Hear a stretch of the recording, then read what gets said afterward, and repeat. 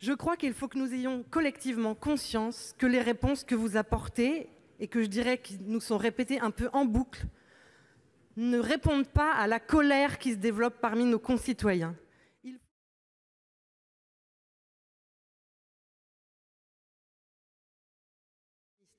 Vous avez enfin accepté de publier la liste des produits stockés chez Lubrizol, mais j'imagine et j'espère que les services de l'État en disposaient. Alors pourquoi ne pas avoir fait évaluer dès les premières heures de l'incendie les conséquences sur la santé humaine, celles des animaux, sur l'air, l'eau, les sols ou les cultures de la combustion de ce cocktail de substances? Face aux effets sur la santé des populations touchées, quel plan d'action sanitaire, quel suivi épidémiologique comptez-vous concrètement mettre en œuvre? Qu'est-il prévu pour les salariés présents sur le site dans l'incendie, pour les sapeurs-pompiers ou les forces de l'ordre qui sont intervenus, qui ont mis leur vie en jeu et qui ont souvent l'impression, comme nos concitoyens, qu'ils courent de grands risques? Les élus locaux seront finalement réunis comme nous le demandons. Pouvez-vous nous garantir qu'ils seront désormais consultés et associés à chaque nouvelle étape? Leur mise à l'écart, l'isolement et même le mépris qu'ils ont ressenti sont inacceptables, mais surtout contre-productifs. Vous vous êtes privés d'acteurs majeurs dans la gestion de la crise. L'usine Lubrizol a bénéficié de ce que vous appelez des simplifications de la législation.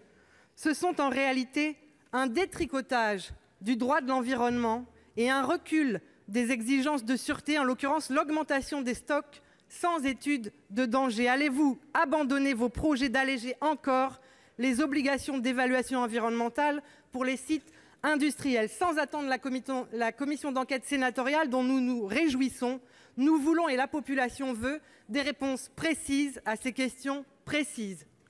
Pour vous répondre, la parole est à la ministre de la Transition écologique et solidaire, Madame Borne.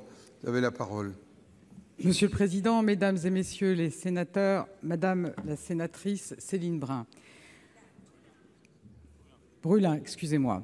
Tout d'abord, comme le Premier ministre et d'autres collègues, je me suis rendue sur le site et donc je mesure pleinement à la fois l'émotion et l'inquiétude des populations qui ont été touchées par cette catastrophe industrielle. Et donc, je voudrais vous redire l'engagement du Gouvernement à agir avec la plus grande exigence et avec une transparence totale. C'est dans cet esprit que, dès le début de l'incendie, des mesures ont été réalisées, à la fois sur l'air, sur les retombées du panache de fumée, donc sur les suies qui se sont déposées. Donc, ces mesures, cette surveillance de l'environnement, elle est faite depuis le départ. Les analyses dont nous disposons aujourd'hui ont fait apparaître qu'il n'y avait pas de concentration anormale de produits, que ce soit dans l'air ou dans les suies qui ont été analysées. Alors effectivement, le préfet a publié hier la liste des produits qui se trouvaient sur le site incendié, sur la partie incendiée du site, qui représente 15% du site.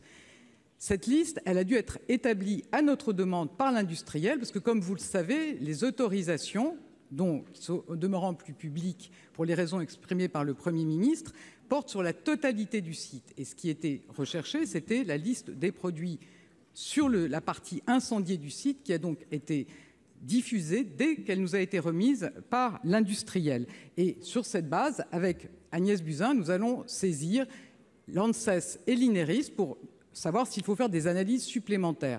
En tout cas, sur tous ces sujets, moi, je peux vous assurer de la totale détermination du Gouvernement à assurer la plus grande transparence, à répondre à toutes les questions des élus qui seront associés à toutes les étapes du processus. Et bien évidemment, comme nous voulons cette transparence totale, tous les éléments pourront être fournis à la commission d'enquête. Merci, Madame Brulin. Vous avez 8 secondes. Merci, Monsieur le Président. Je crois qu'il faut que nous ayons collectivement conscience que les réponses que vous apportez, et que je dirais qui nous sont répétées un peu en boucle, ne répondent pas à la colère qui se développe parmi nos concitoyens.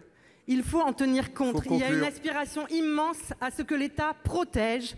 Je crois que cette demande est légitime et qu'il faut l'entendre et y répondre très concrètement. Je vous remercie.